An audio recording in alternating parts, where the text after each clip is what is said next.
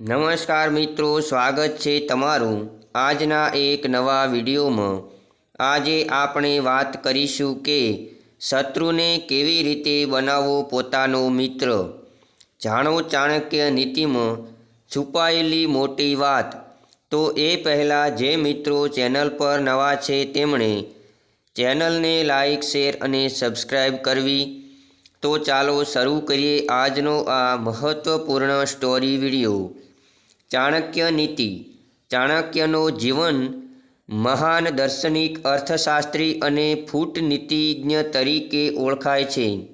તેમની નીતિઓ આજે પણ લોકોના જીવનમાં માર્ગદર્શન પ્રદાન કરતી છે। એક શ્લોક દ્વારા ચાણક્યએ બતાવ્યું છે કે શત્રુને કેવી રીતે મૈત્રીમાં પરિવર્તિત કરી શકાય છે। ચાણક્યની નીતિ: યસ્ય ચાપ્રિયમિચ્છેત તસ્ય બૃધાત સદા પ્રિયં વ્યાધો મૃગવંધ કર્તું ગીતમ ગાયતિ સુસ્વરમ। આનો અર્થ છે કે જો કોઈ વ્યક્તિ તમારી હિતિ કરવા માગે છે તો તેના સાથે દુશ્મની કરતાં તેને સદા પ્રિય શબ્દો બોલો અને સારા સંબંધી બનાવો।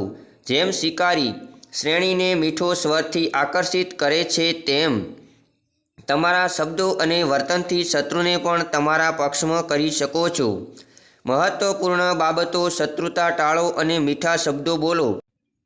કદી પણ કડવા શબ્દો ના બોલો, કેમ કે આથી શત્રુતા દિલમાં અંતર વધે છે।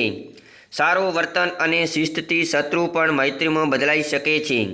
તમારા સારા વર્તનથી શત્રુ તમારા નીચે આવી શકે છે અને તે તમને નુકસાની નહીં પહોંચાડી શકે। ચાણક્યનો આ સિદ્ધાંત શીખવે છે કે કઠોર શબ્દો અને શત્રુતા દ્વારા કોઈ પણ સમસ્યાનું નિરાકરણ નથી મળતું, પરંતુ પ્રેમ અને સારા વર્તનથી અમે મુશ્કેલ પરિસ્થિતિઓને પણ અમારા પક્ષમાં ફેરવી શકીએ છીએ। તો જો મિત્રો આ વિડીયો તમને ગમ્યો હોય તો વિડીયોને લાઈક, શેર અને ચેનલને સબસ્ક્રાઈબ કરવાનું ભૂલશો નહીં। ફરી મળીશું અવનવા વિડીયો લઈ એક નવા વિડીયો સાથે। ત્યાં સુધી સર્વ દર્શક મિત્રોને જય શ્રી કૃષ્ણ, જય માતાજી। આપનો દિવસ શુભ રહે। આભાર।